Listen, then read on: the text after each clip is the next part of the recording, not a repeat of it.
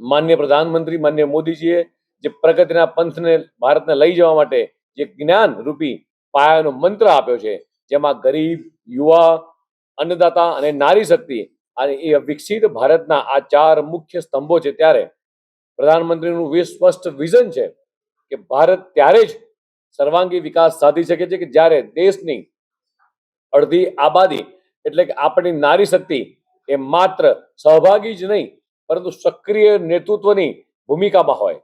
આપણા માટે આ ઘણા ગૌરવની બાબત છે કે માનનીય પ્રધાનમંત્રી મોદીજીના માર્ગદર્શન હેઠળ ભારતની દીકરીઓ અંતરિક્ષથી લઈ અને ખેલકૂદ સુધી અને સશસ્ત્ર દળોથી લઈ અને સ્ટાર્ટઅપ સુધીની એક ક્ષેત્રમાં પોતાની ક્ષમતા જ્યારે પુરવાર કરી રહી છે, ત્યારે ડ્રોન દીદી હોય, લખપતિ દીદી હોય કે ઉજ્જવલા યોજના જેવી યોજનાઓને દેશની કરોડો બહેનોને એ આર્થિક સ્વતંત્રતા અને ગૌરવવંતું જીવન આપ્યું છે. ગુજરાતીઓ હંમેશા મહત્વાકાંક્ષી નીતિઓ અને નારી સશક્તિકરણનું એ પ્રેરણા સ્ત્રોત જ્યારે રહ્યું છે. આપણા રાજ્યમાં પશુપાલન, ડેરી ક્ષેત્રે એ થયેલી ક્રાંતિની સફળતામાં એ ગુજરાતની પરિશ્રમ બહેનોનું એ મહત્વ સિંહફાળો રહ્યો છે. આજે ગુજરાતમાં સખી મંડળ હોય અને મુદ્રા યોજના હોય, આ માધ્યમથી લાખો બહેનો ને આર્થિક રીતે આત્મનિર્ભર બની અને માઇક્રો એન્ટરપ્રિન્યોર તરીકે જ્યારે બહેનો સૌથી વધુ ઉપસી આવી છે, ત્યારે મહિલા સુરક્ષા માટે આપણે અભયમ 181 હોય, હેલ્પલાઇન જેવી વિવિધ યોજનાઓ દ્વારા માતાઓ, બહેનો, દીકરીઓને સુરક્ષિત વાતાવરણ એ પૂરું પાડ્યું છે.